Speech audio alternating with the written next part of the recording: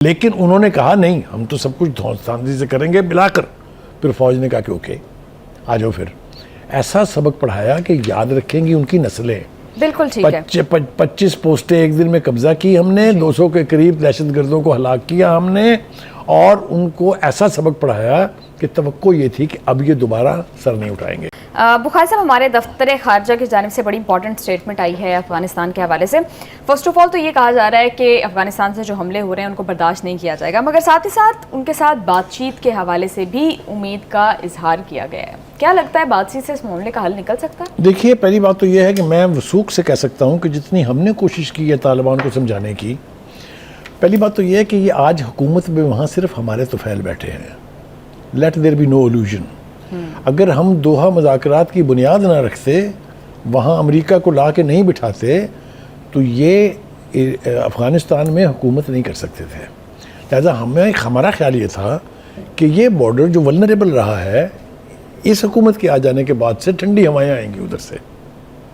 لیکن وہ ٹھنڈی ہوائیں کیا آتی وہاں سے؟ وہ تو خود ہی یرغمال بنے ہوئے ہیں 1 درجن کے قریب ٹیررسٹ آؤٹ فٹس کا. ان کی تو اپنی کوئی مرضی نہیں ہے. ان کو پاس تو صرف یہ ہے کہ لڑکیوں کو اسکول نہ جانے دیں, خواتین کو نوکری نہ کرنے دیں, and so on and so آن. تو کہنے کا مطلب یہ کہ ہم نے بارہا کوشش کی. جی, ہم نے ڈیلیگیشنز بھیجے, ہم نے جرگاز بھیجے, یہاں سے ایک لویا جرگا ہوتا ہے جو سب سے بڑا جرگا ہوتا ہے, وہ بھیجے. ہم نے اپنے ISI کے چیف کو بھیجا, ہم نے KPK کی حکومت نے اپنے ڈیلیگیشنز بھیجے, بیرسٹر سیف جو ہے وہ اس کو کوارڈینیٹ کرتے رہے, لیکن ان کے کان پر جوں تک نہیں رینگی. ان کا خیال یہ تھا کہ دھونس اور دھاندلی سے اگر امریکہ جیسی قوت کو ہرایا جا سکتا ہے تو پاکستان تو چیز ہی کیا ہے. جی, They terribly underestimated us. پھر ہم نے تنگ آ کے, اور یہ اسی سال میں, ہم نے کہا کہ نہیں اب ان کو روکنا چاہیے.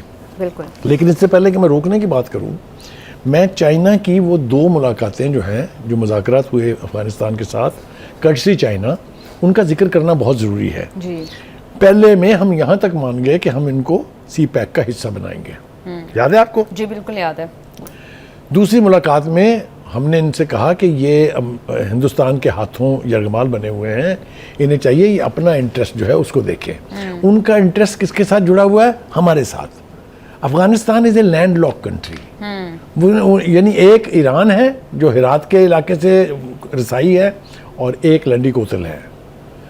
ان کی اشیاء ضروریہ, ان کے روزمرہ کی اشیاء, سب کچھ پاکستان سے جاتا ہے. جی, یعنی Pakistan is a sort of a life line for them. لیکن انہوں نے کہا نہیں ہم تو سب کچھ دھوندھی سے کریں گے ملا کر.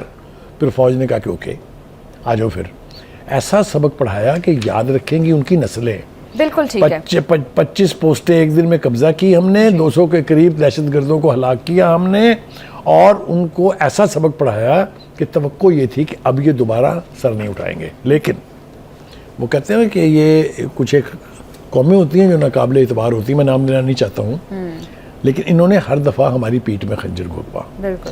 جب ہم سے مذاکرات کرتے ہیں تو اس کے بعد پھر داد لینے کے لیے جاتے ہیں دلی.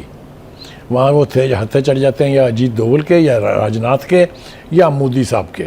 وہاں سے ان کو سہولت کاری ملتی ہے, وہاں سے ان کو فنڈ ملتے ہیں, وہاں سے ان کے بندوں کو ٹریننگ ملتی ہے, اور آ کے لے دے کے چڑھ دوڑتے ہیں ہمارے اوپر. ہم نے پھر ایک سٹیج پر ان سے یہ کہا کہ آپ کچھ نہ کریں, آپ یہ TTP کے جو کیمپس یہاں موجود ہیں ان کو پاکستان کے بارڈر سے دور پیچھے لے جائیں, ہمیں کوئی اعتراض نہیں ہے.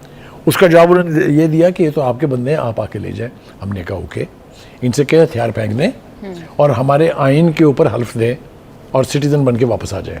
یہ ان کو قابل قبول نہیں تھا. یہ میں نے بیک گراؤنڈ اس لیے بیان کر دی ہے تاکہ آسانی رہے. اب کیا ہو رہا ہے؟ اب انہوں نے رشیا کے ساتھ معاہدہ کیا ہے, جو فضائی دفاعی نظام ہے وہ لینا چاہ رہے ہیں تاکہ پاکستان کے جو ہوائی حملے ہیں جنہوں نے سبق پڑھایا تھا اس کا سرباب کیا جا سکے. لیکن میں ان کو یہ بتانا چاہتا ہوں کہ آپ تو ایک خرید رہے ہیں نا, ہندوستان کے پاس تو بہت سارے تھے. تو کیا حشر کیا پاکستان کے شاہینوں نے ان فضائی دفاعی سسٹمز کا؟ A400 یاد ہے نا آپ کو کہ نہیں یاد؟ تو یہ دفاعی نظام لینے سے آپ پاکستان کا مقابلہ نہیں کر سکتے. جی, ہتھیاروں کے ساتھ آپ آئیں گے تو آپ منہ کی کھائیں گے, اور زندگی میں بک ہم آپ کو پڑھاتے رہیں گے. بالکل. बुखारी साहब, अफगानिस्तान जिसको कहा जाता है कि वो बहुत सारी टेररिस्ट ऑर्गेनाइजेशन के लिए सेफ हेवन बना हुआ है, उसको अगर रशिया के जानिब से इस तरह के माहिदे के ऊपर रशिया को क्या रिस्पांस देना चाहिए, इस पर